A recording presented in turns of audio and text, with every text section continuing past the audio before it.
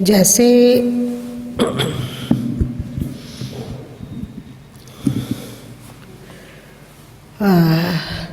जो अंत्येष्टि क्रिया में, अंत्येष्टि मतलब क्या होता है? हाँ, दाह संस्कार में जो डोम लोग होते हैं वे रहते हैं, वो आग देते हैं और जो मदद करने का है सो करवाते हैं, परंतु उन्हें जलता हुआ मुर्दा देखकर कोई कुछ फीलिंग नहीं होती है। होती है ऐसा कि जीवन यही है, मृत्यु ही सत्य है, और अंतिम रूप में ऐसे ही जैसे आज दूसरे जल रहे हैं वैसे हम भी जलेंगे, और जो जलाने के लिए आए हैं वे भी जलेंगे। ये देखते हुए भी उनको वैराग्य नहीं होता है, क्योंकि उनको आदत हो गई। वैसे ही हम लोग भी सत्संग हो, स्वाध्याय हो, अथवा अभी आप टीका पढ़ रहे हैं वो हो, तो जो असर करना चाहिए नहीं होता है, तो हम शांति से करते हैं और सुनते हैं। बाकी संसारियों से तो कुछ जरूर प्राप्त हो रहा है, इसकी उनकी कृपा है। संसारी लोगों की तुलना में तो हम लोग बहुत परफेक्ट हैं, बहुत अच्छे हैं, पर अभी अच्छे होने की यात्रा बहुत बाकी है। अभी हम लोग आज जितने अच्छे हैं इससे ज़्यादा अच्छे हो सकते हैं, थोड़ा सा मेहनत करने पर, थोड़ा सा चौकन्ना रहने पर और अच्छे हम लोग बन सकते हैं।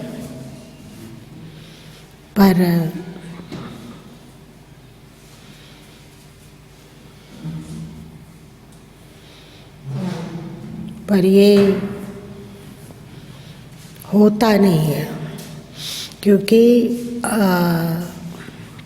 अति परिचय ते होत है, रुचि अनादर भाई, मल्यागिरी की भीलनी चंदन दे जराए। हम लोग सत्संग से, ज्ञान से अति परिचित हो गए हैं। अति परिचय होने के कारण यह सब हम लोग के लिए महत्वहीन है।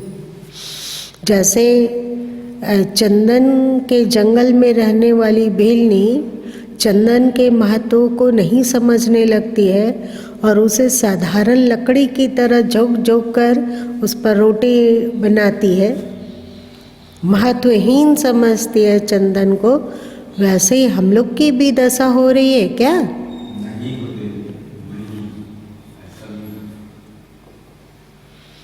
आप तो कह रहे हैं और तो कोई नहीं कह रहा है।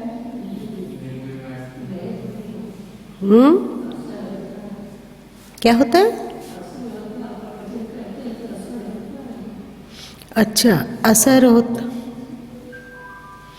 तो क्या हम लोग जादूगर का डब्बा जैसे, जिसमें ऐसे करके दिखा देता है जादूगर कि देखिए डब्बा बिल्कुल खाली है, और उस खाली डब्बे में से कुछ कुछ निकाल के फिर से दिखलाता है कि फूल का क्या आ गया, क्या फूल का चेन आ गया अथवा और कुछ आ गया, और फिर दिखा देता है कि देख लीजिए डब्बा खाली है। ऐसा होता है ना, जादूगर लोग करते हैं कि नहीं? तो हम लोग क्या ऐसे ही है कि जब सुनते हैं उस समय तो ठीक है कि हम लोग पर असर हो रहा है, पर उठ जाते हैं जैसे ही सत्संग शेष होता है, हम अपने कार्य में रत हो जाते हैं, तो फिर सब कुछ भूल जाते हैं। फिर हमारा मन, हमारा संस्कार, हमारी सोच चाहे अच्छी है तो भी ठीक, नहीं अच्छी है तो भी ठीक,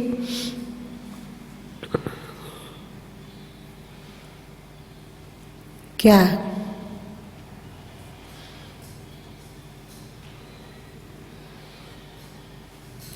यही सही है कि दूसरी बात सही है? हम लोग को सत्संग को लेके भी चले जाते हैं कि सब छूट जाता है?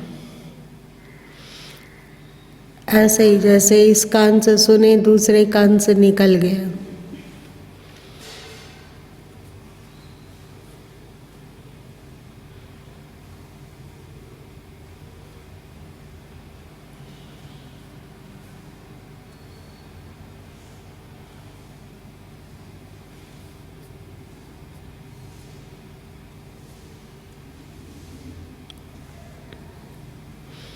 कोई नहीं बोलना है।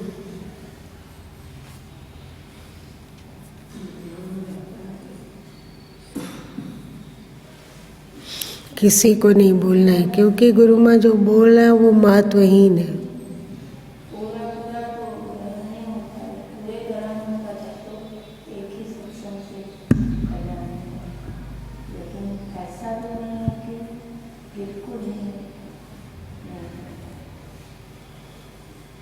क्या ग्रहण हुआ?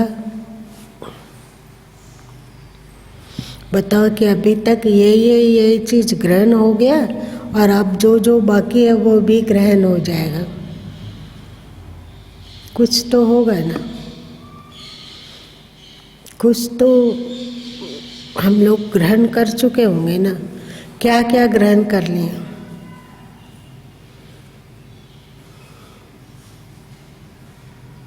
ये ग्रहण हो गया कि मांसाहार नहीं लेना है, नशा नहीं करना है, ये तो ग्रहण हो गया, ये तो ठीक है। और क्या ग्रहण हुआ? ये तो उसी दिन ग्रहण हो गया था जिस दिन आप सत्संग भी नहीं सुने थे और दीक्षा लिए थे और संकल्प लिए थे कि नशा और मांसाहार से मुक्त रहेंगे, तो वो तो उसी पल ग्रहण हो गया था। अब इतने दिन में और क्या क्या ग्रहण हुआ?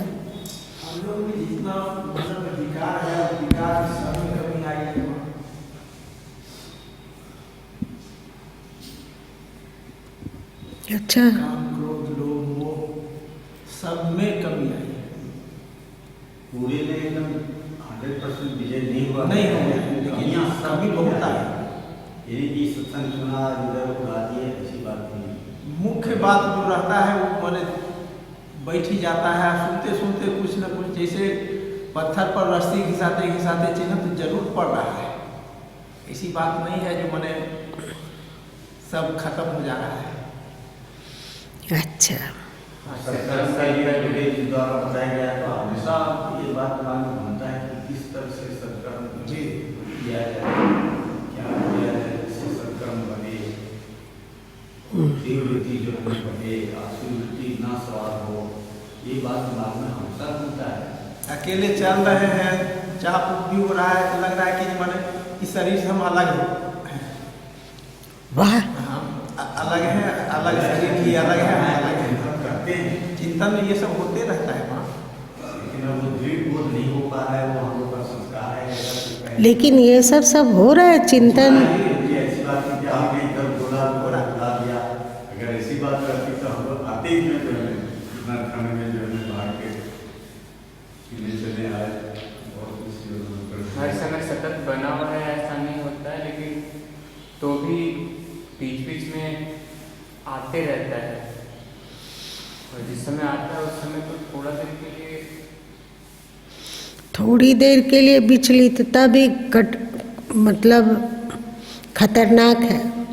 विचलित हुए और हम 5 तल्ला मकान से कूद गए नीचे कि हमें मर जाना है। उसके बाद जब दर्द के मारे तड़पने लग गए तो कहते हैं कि बचा लो हमें, किसी तरह बचा लो, बचा लो, हम नहीं मरना चाहते हैं।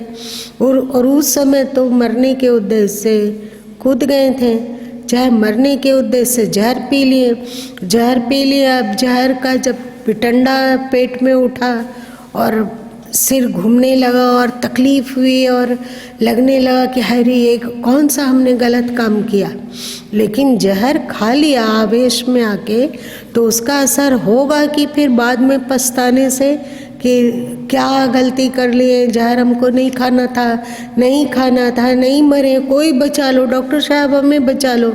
माँ का हाथ पकड़ते हैं कि बचा लो माँ, बाप का हाथ पकड़ते हैं कि बचा लो, तो क्या होगा?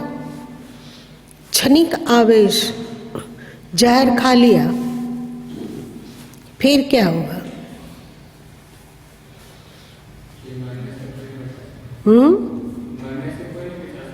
मरने से कोई नहीं बचा सकता। फिर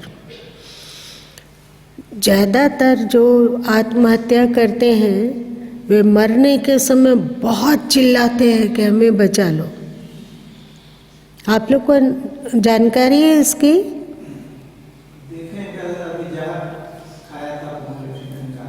आग लगाया, पानी में कूद गया, बचाव अथी कर रहा हो, पूरा एकदम से ये सब अनुभव है ना, देखा हुआ है। देखा।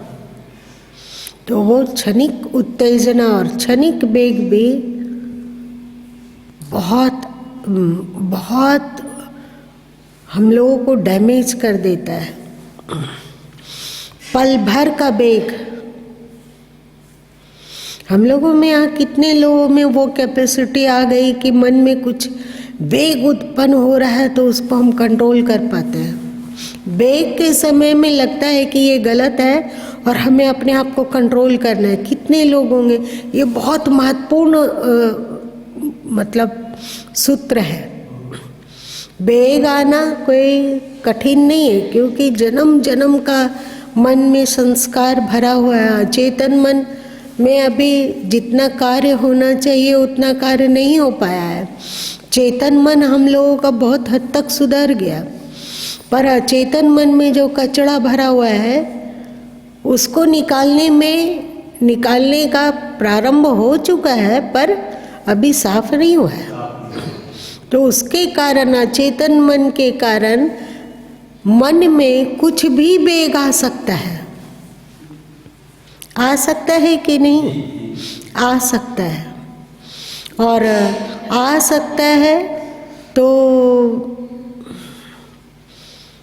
उस वेग के समय में क्या हम उस वेग को कंट्रोल कर पा रहे हैं?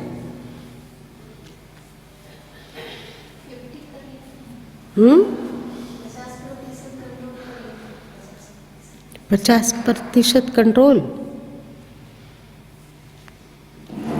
50% बहुत कीमती है। 50% हो गया तब तो एक गजब का है। वेग आ रहा है, पता चल रहा है, सबसे पहले कीमती है। वेग आ रहा है, ये पता चल रहा है, सबसे पहले ही कीमती है। तो क्या ये पता चल रहा है? बहुत बार पता चलता है, बहुत बार नहीं। हाँ, तो फिर क्या एक बार नहीं पता चला और हम आकाश पाताल एक कर दिए?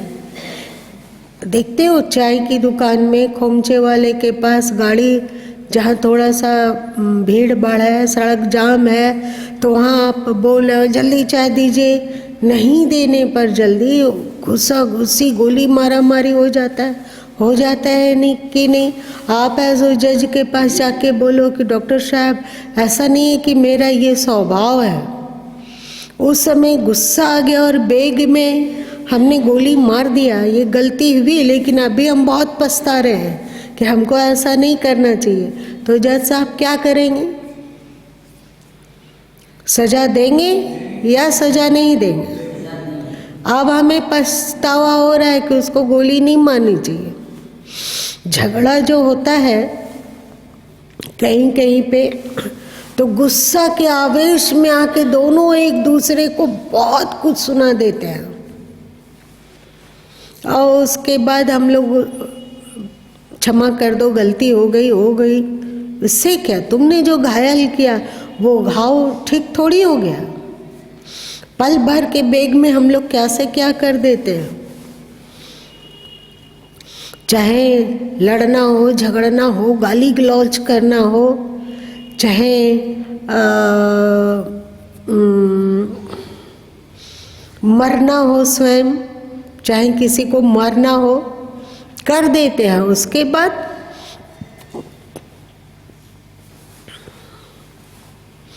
इसका एक बहुत बहुत पावरफुल कारण है कि हम लोगों में जितनी भक्ति होनी चाहिए अभी नहीं है।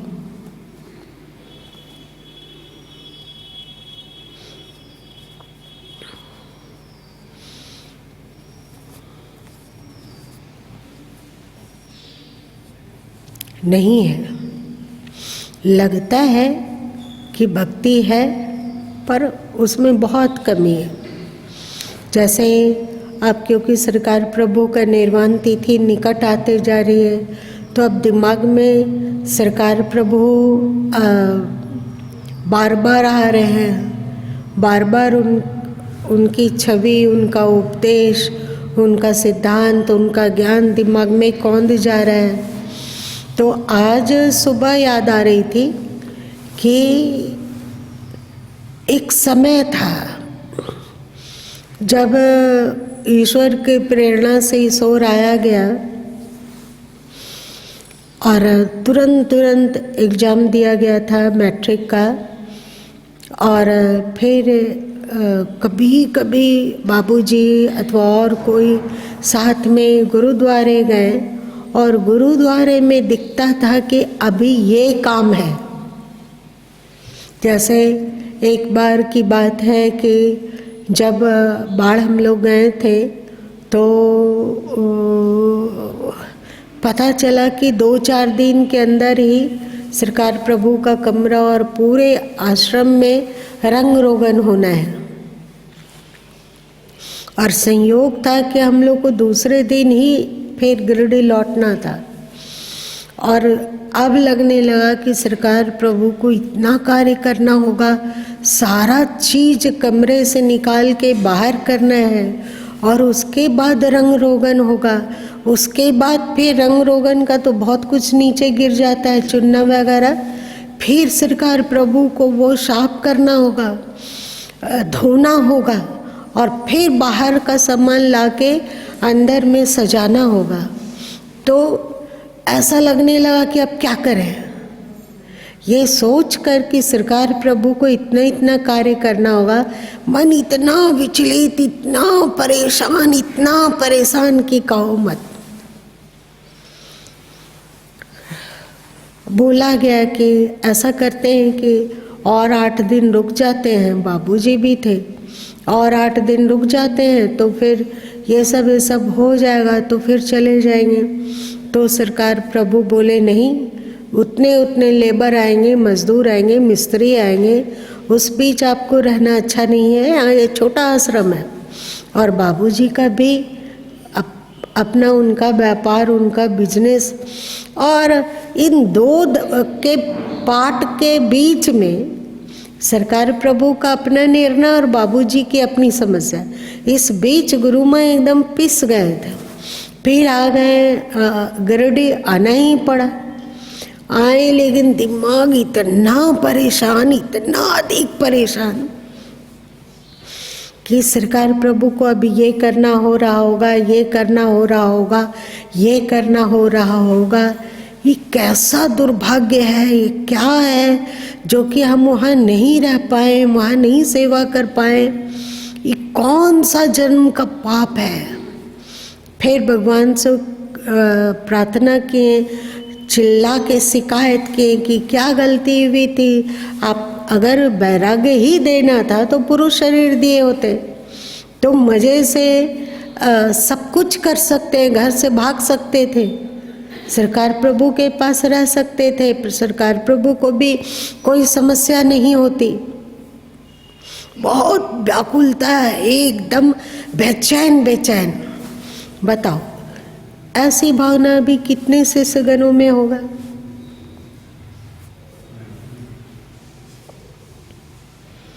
अभी कि हम लोग एक झटके में कह देते हैं, जैसे तनिक सी प्रतिकूलता हुई, तनिक सा हमारे मन के इच्छा के अनुरूप नहीं हुआ तो तत्काल कहेंगे कि ऐसा है तो हम घर चले जाते हैं, ऐसा है तो हम अमुक जगह पे रह लेंगे, ऐसा है तो हम वैसे रह लेंगे। इसका मतलब क्या हुआ? इसका मतलब हुआ कि हम लोगों को प्रेम है, ये भ्रम है। अगर प्रेम होगा तो क्या लगता है कि 20 साल के बाद भी गुरु माँ का सानिध्य पा सकेंगे? अब और जो भी कल्पनाएं होती है कि हम ऐसा है तो ऐसा हम जी लेंगे अथवा कर लेंगे, घर चले जाएंगे अथवा अपना घर खरीद लेंगे अथवा हम अपने तरीके से जी लेंगे अथवा हम अपना आश्रम बना लेंगे, इसका मतलब क्या हुआ? बताओ, क्या होता है? इसका रीजन क्या निकल रहा है? मनमुखी है, प्रेम और भक्ति करती है। नहीं है। लगता है कि ये कौन सा भक्ति हुआ कि जब मन के अनुकूल सब कुछ है, जब गुरु है सो मीठा मीठा बोलते हों और हम लोगों को फुला के रखते हों और बड़ाई करते हों, तब तो भक्ति हुई। और जब है सो थोड़ा कठोर हुए और दिखलाएं कि तुम लोग ये गलत है, तो हम अपने तरीके से जीवन जी लेंगे। जियो तो ये भक्ति की कमी के कारण हम लोगों में जो चमत्कारिक सुधार होना चाहिए नहीं होता है।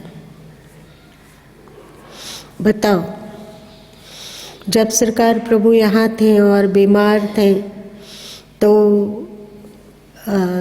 जहाँ पर उनका भोजन वगैरह होता था वहाँ पर बहुत सारा फल वगैरह रहता था। एक बार माँ आई थी तो वे गेट से अंदर आ रही थी तो दिख गया कि वो आ रही हैं, तो सरकार प्रभु गुरु माँ को बोले कि जल्दी से सारे फल को किसी चीज़ से, चादर वगैरह से ढक दो। बाहरी लोग, उन लोगों का नज़र कड़ा होता है और उसके कारण वो फल दूषित हो जाएगा। ये माँ के बारे में सुनना क्या लगता है? क्या लगता है?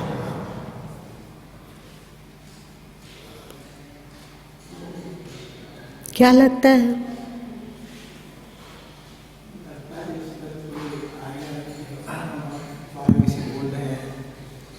क्या हमारी माँ नज़र लगा देगी? क्या उनकी दृष्टि फल पर पड़ जाएगी तो क्या वो दूषित हो जाएगा? कैसा लगेगा?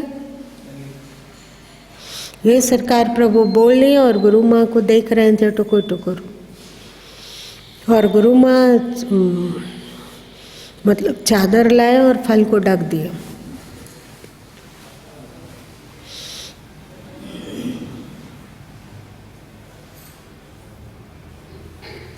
माँ बाप जो जन्म देता है वो शरीर का जन्म देता है, और जो गुरु जन्म देते हैं वो हमारे भीतर हमारे मन का जन्म देते हैं, ज्ञान का जन्म देते हैं। तो माँ बाप जितनी कीमती है उससे 1000 गुना ज़्यादा कीमती गुरु है। माँ बाप का बनाया हुआ दिया हुआ जन्म जो शरीर है वो नष्ट हो जाएगा, एक सीमित अवधि तक में होगा कि नहीं। एक सीमित अवधि के बाद माँ बाप के द्वारा बनाया गया शरीर जल के स्वाहा हो जाएगा।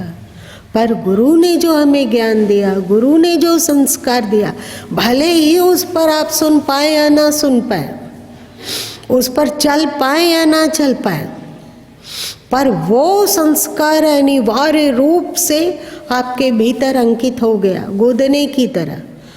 जहाँ भी आप जन्म लोगे, जहाँ भी चले जाओगे, ये संस्कार उभरेगा। तुम लोग देखते नहीं हो कि कोई सत्संग है, कोई कहानी है जो गुरु माँ से 5 साल पहले बोले हैं, अभी आपको बोला जाए कि बताओ कि कौन कौन सी कहानी सत्संग में बोला गया, कौन कौन सा कथा की चर्चा आई है, तो आप नहीं बोल सकोगे। लेकिन जब उस कथा को फिर से कहा जाता है तो आप लोगों को याद आ जाती है कि नहीं? इसके बाद ये होने वाला है, इसके बाद ये होने वाला है, इसके बाद ये होने वाला है। इसका मतलब क्या हुआ? वो कथा आपके भीतर अंकित है ना? वो कथा आपके भीतर अंकित है जो समय पाकर तत्काल प्रकट हो गई, है ना? तो गुरु जो ज्ञान दे रहे हैं जन्म, वो बड़ा कीमती है। इसको ब्रह्म जन्म कहते हैं। ये हमारे भीतर ज्ञान का जन्म हो रहा है और ये हमारे संस्कार का जन्म हो रहा है। तो 100 माँ बाप से बढ़कर गुरु है।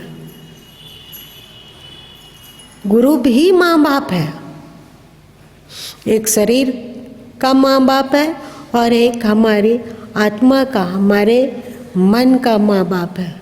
तो शरीर के माँ बाप के प्रति जितना अपनापन है, क्या हमारी आत्मा के जन्मदाता गुरु के प्रति उतना अपनापन है?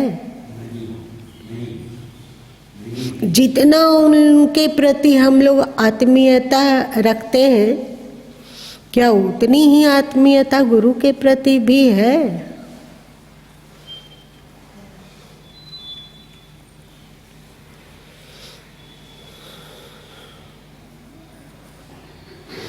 और क्योंकि सरकार प्रभु के अनुकूल बनना है, इसके कारण इतना होश सघन होता गया उस समय, जो कि आज तक काम देता है। छोटी छोटी बातों में होश का सघन होना, छोटी बात। उस एक बार चर्चा किया है ना वहाँ पे। देखने में लगता है कि तो आध्यात्म की कोई बात नहीं है, इससे कैसे आध्यात्मिक उन्नति होगी, लेकिन आध्यात्मिक उन्नति हुई। और एक बात, कीमती बात, कि जितना गुरु माँ आप लोगों को उपदेश दे रहे हैं, सरकार प्रभु उस तरह का उपदेश कभी गुरु माँ को नहीं दिए। किसी भी तरह का आध्यात्मिक उपदेश, एक इस बात को कि राम नाम कहो, हाली हाली दुनिया से जाओगे खाली खाली, ये उपदेश उन्होंने दिया। सुमिरन का उपदेश दिया है, जाप का उपदेश दिया कि प्रार्थना करो कि श्वास श्वास में सुमिरन हो, एक भी श्वास खाली ना जाए, हमेशा श्वास से जुड़ के रहने की कोशिश करो, ये उपदेश दिया। इसके अतिरिक्त तो अध्यात्म के अन्य किसी भी रहस्य की चर्चा नहीं की, चाहे वो दिव्य दृष्टि साधन हो, चाहे गगन मंडल क्या है, चाहे धरती उल्टी आकाशई बेदे, इस सब का रहस्य क्या है, अथवा विहंगम योग क्या है, अथवा मीन मार्ग क्या है, अथवा सुरत क्या है, अथवा कुंडलिनी शक्ति क्या है, मूलाधार चक्र क्या है, वहाँ की स्थिति क्या है, वहाँ कौन सा गुण है और कौन सा अवगुण है, ये सब कभी किसी भी बात के बारे में उन्होंने चर्चा नहीं की। तो गुरु माँ में आया कहाँ से?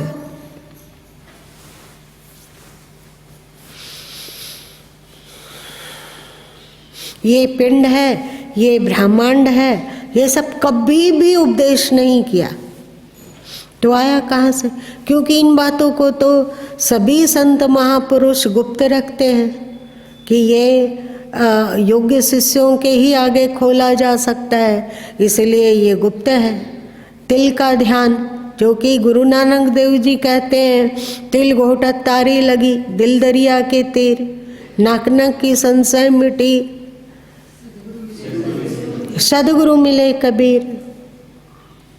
ना गुरु माँ ने कभी पूछा, ना उन्होंने कभी कहा, कभी नहीं कहा।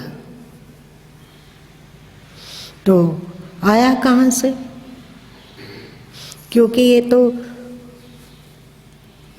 हो ही नहीं सकता है कि इसका कोई संत खोल के लिखें। जो जानकार संत भी हैं और वे लेखनी भी चलाते हैं, तो भी वे इस बात को गुप्त है।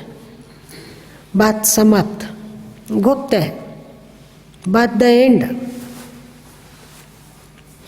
चाहे ये नाद क्या है, अनाहत क्या है, ओंकार क्या है, इसका उपदेश ना उन्होंने कहीं कभी दिया, ना गुरु माँ ने कहीं से पढ़ा। तो आया कहाँ से?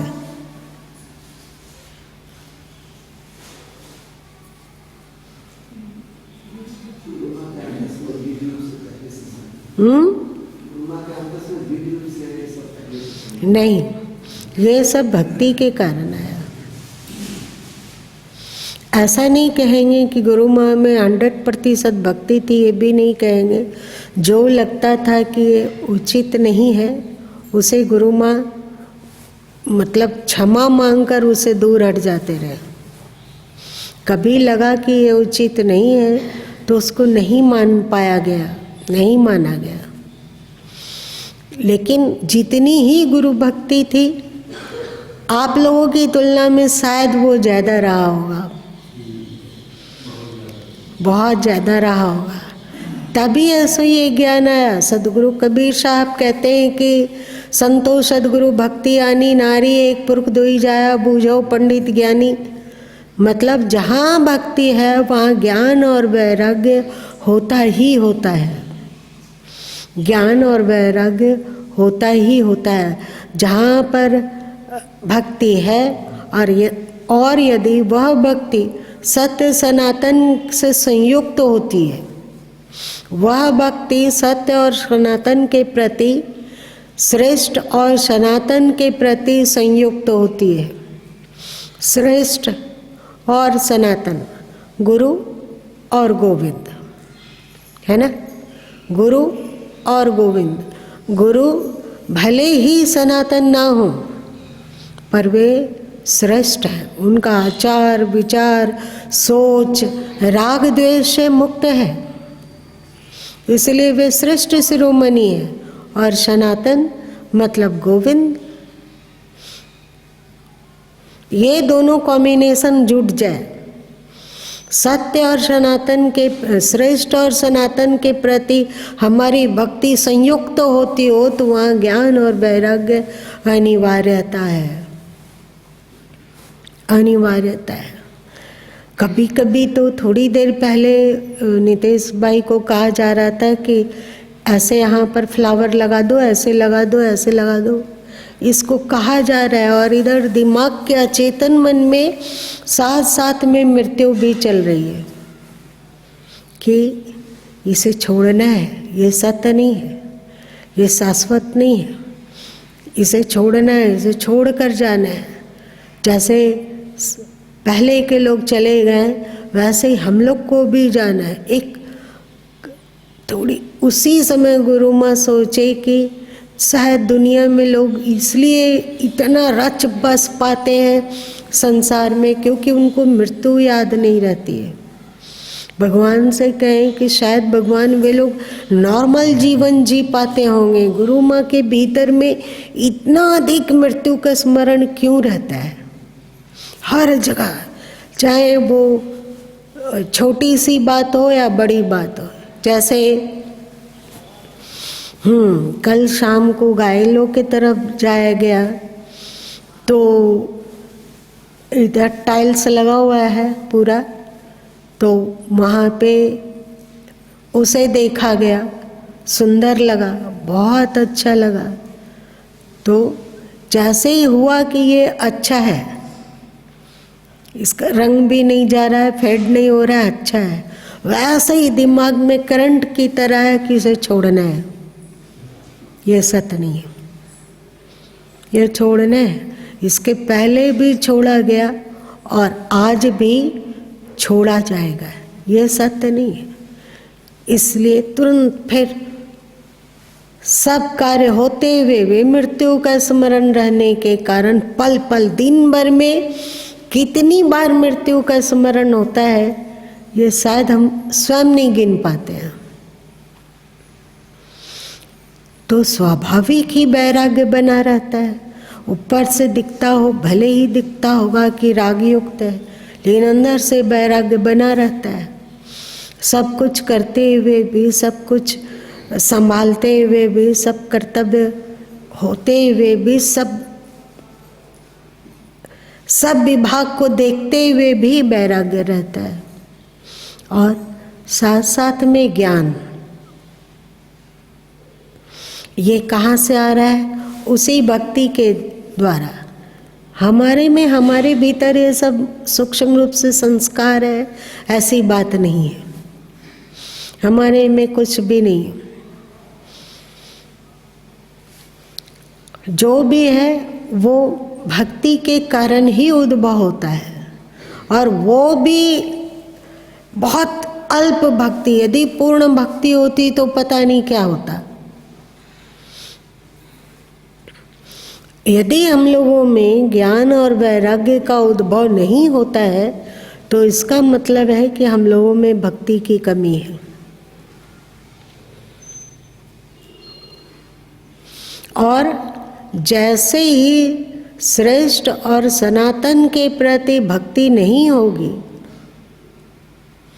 वैसे ही बताते हैं ना आप लोगों को कि हम लोगों के कंठ में एक ढक्कन है, क्या कहते हैं उसको आप लोग? वो तो ठीक है, लेकिन इसको कहा क्या जाता है? उस ग्रास नली और श्वास नली में एक ही ढक्कन है।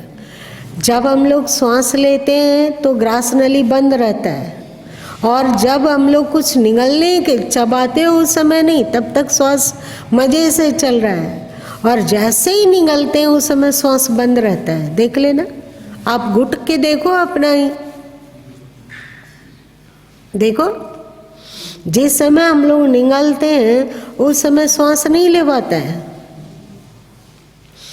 उस समय श्वास नली बंद रहता है। उसी तरह हम लोग जैसे ही श्रेष्ठ और सनातन के प्रति अपनी भक्ति को उच्छृंखल बनाते हैं, मतलब उसमें टिकाऊ भक्ति नहीं है, स्थिर भक्ति नहीं है, तो हमारी भक्ति एकदम सरतिया जार पैसे भक्ति हो जाएगी अपने मन पर, अपना शरीर पर, और बेमतलब के पागलपन, मतलब अश्रेष्ठ के प्रति और असनातन के प्रति, मतलब क्षणभंगुर के प्रति होती है कि नहीं? जैसे ही हमारी भक्ति इधर से हटती है तो ये भक्ति तो कहीं ना कहीं लगेगी ही। ये ढक्कन जो आपके कंठ में है कहीं ना कहीं तो ढकेगा ही, या तो आपकी ग्रास नली को अथवा श्वास नली को। इस ढक्कन को आप न्यूट्रल में कर दोगे, ऐसा नहीं हो सकता है। हो सकता है क्या? नहीं हो सकता है। तो उसी तरह या तो आपकी भक्ति श्रेष्ठ और सनातन के प्रति होगी, अथवा आप इधर से भक्ति से मोड़ लोगे तो आपकी भक्ति अश्रेष्ठ और क्षणभंगुर के प्रति हो जाएगी।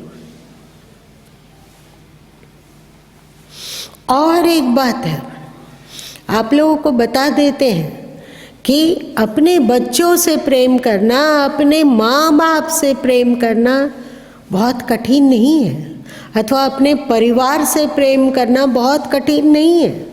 क्यों? क्योंकि उनका कद, उनका हाइट जो है हम लोग के बराबर होगा अथवा कुछ नीचे होगा।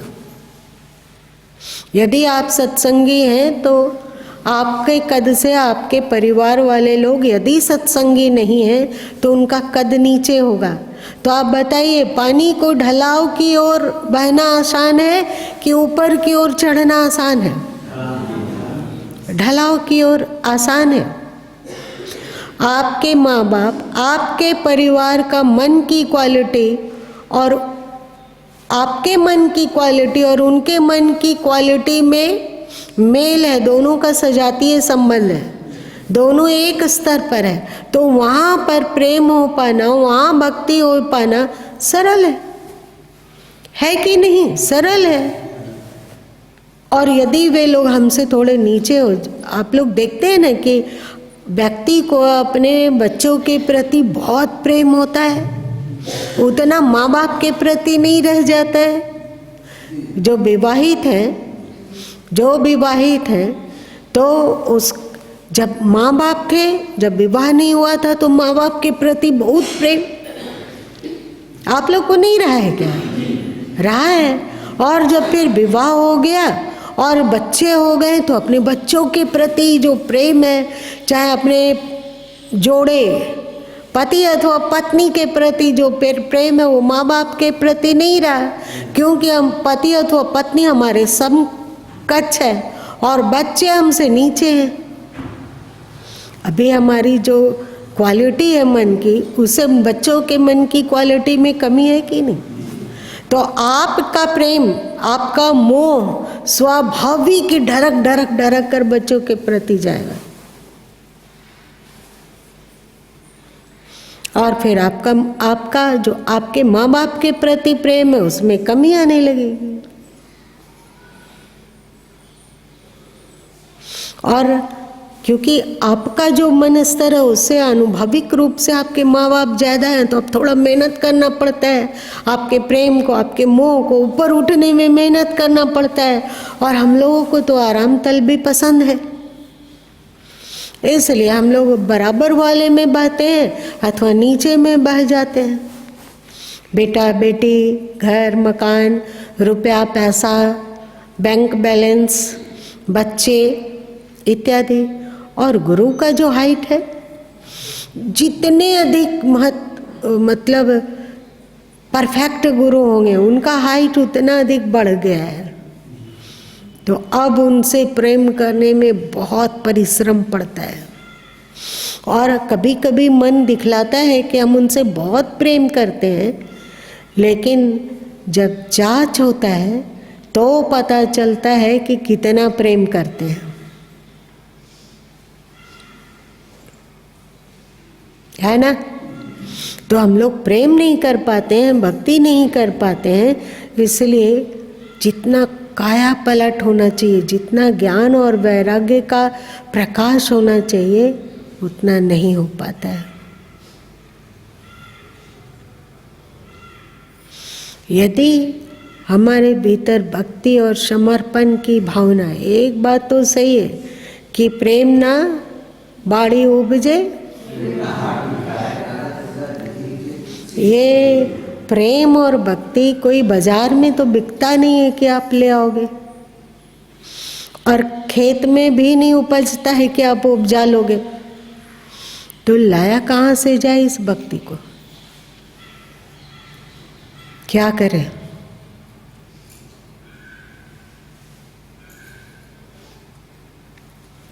और एक बात है, भगवान श्री राम सबरी से कहते हैं कि भक्तिवंत अति नीचहु प्राणी, प्राण प्रिय असमंबानी।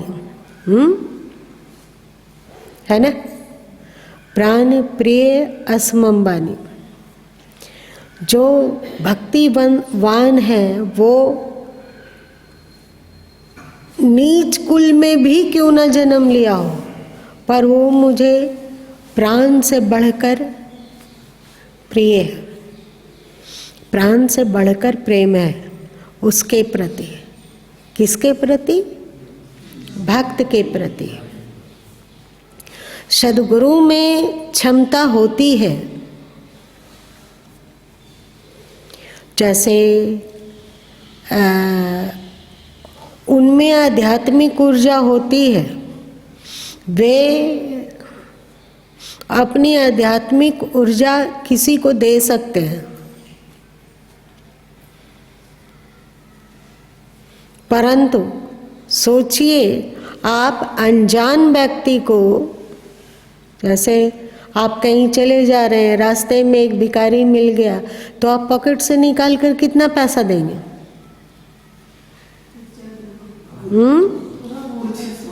कितना? 5-10 दे देंगे। और यदि आपका भाई अथवा बाबूजी कुछ मांगते हो तो आप कितना देंगे? कितना?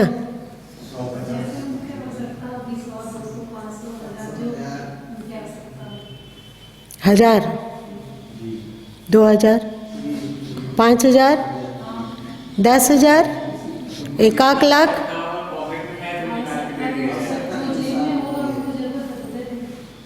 दे देंगे।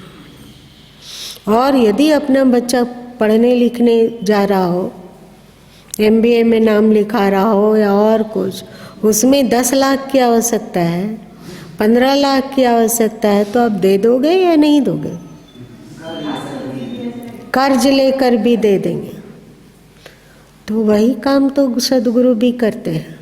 वो अपनी गाढ़ी कमाई, अपने अध्यात्म की क्षमता, शक्ति किसी को क्यों मुफ्त में आप मांगने के लिए आए हो? यदि आप गैर जानत हो तो उसको कुछ दिया जा सकता है। कोई शिष्य समुदाय है तो पक्का ही वे भाई की तरह, माँ बाप की तरह है, तो उसको दिया जा सकता है। पर जो भक्त है वो अपना बच्चा है, वो नकली वाला नहीं। ऐसा बच्चा नहीं कि आज जन्म लिया और उसका शरीर मर गया, ऐसा नहीं। वो बच्चा है कि भक्त एकदम सद्गुरु के अत्यंत निकट आ जाते हैं, तो उसे वे अपनी आध्यात्मिक शक्ति दे सकते हैं। उसके मन का काया पलट हो जाता है और वो ना भी दे तो भी चला जाता है। गुरु भक्ति के द्वारा, गुरु के द्वारा यदि ना भी उपदेश मिल रहा हो तो भी लाभान्वित वे होते हैं। इसका रीजन समझ में आ गया? उपदेश नहीं मिला लेकिन भक्ति है तो स्वाभाविक ही जो तथ्य छुपा हुआ है, जो रहस्य है, वो सब खुलता जाएगा और वो आएगा। जीवन जीने का जो तरीका है वो लाजवाब है। आज ही थोड़ी देर के लिए, एक थोड़ा सा समय के लिए, करीब जितना देर में 10-15 बार पलक झपकते हो उतना देर के लिए याद आई। बहुत सारे लोगों को लगता था कि ये संतोष ज़्यादा गुरु माँ के पास रहता है अथवा उनके सारे काम में दखल देता है अथवा वो उनके काम को करता है, और एक तरह का एक द्वेष जो होता है वो वाली स्थिति, बेमतलब दोष दिखना, बेमतलब गलती दिखना। और एक बात बताओ, क्या उसके दिल में जितना गुरु माँ के प्रति अपनापन था कितने लोगों में होगा? कितने लोग हैं कि वो उसको बोले कि अब तेरा घर बन गया, अब तुम जाओ अपना घर, तो कहता आपको छोड़ के तो नहीं जाएंगे, आप भी चलिए, वरना आप नहीं जाएंगे तो हम आप ही के पास रहेंगे।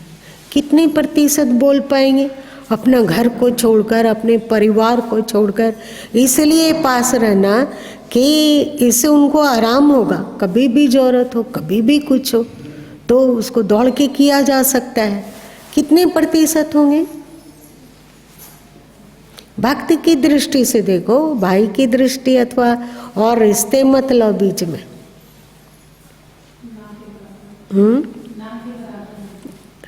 अच्छा, ना के बराबर मतलब कुछ लोग होंगे। कितने प्रतिशत है जो कि यहीं पे रह जाना चाहेंगे कि नहीं, गुरु माँ को आराम देना है, गुरु माँ का जो काम होगा सो करना है। पत्नी है घर में, बच्चे हैं घर में, भाई बहन घर में है, फिर भी वो गुरु माँ के पास है, तो रिश्ता होते हुए भी उसको क्या विशेष लाभ नहीं मिलेगा? मिलेगा ना। जहाँ भी जैसे भी वो प्रेम, वो भक्ति उसके भीतर संस्कार बनाएगा। भक्ति बहुत कीमती है। एक भक्ति को अपनाकर बिल्कुल अपना काया पलट किया जा सकता है। मन में सुधार, संस्कार का प्रचालन, पुराने अचेतन मन जो कि गंदा संदा पड़ा हुआ है उसकी साफ सफाई, सब कुछ हो सकती है यदि उत्कट भक्ति हो तो। उत्कट भक्ति की परीक्षा कैसे होगी? एक तरफ आप अपने मन को रखिए और एक तरफ आप सदगुरु को रखिए। सदगुरु जो बोल रहे हैं वो मन वो नहीं बोलता हो तो क्या, तो हम किसको चुनेंगे?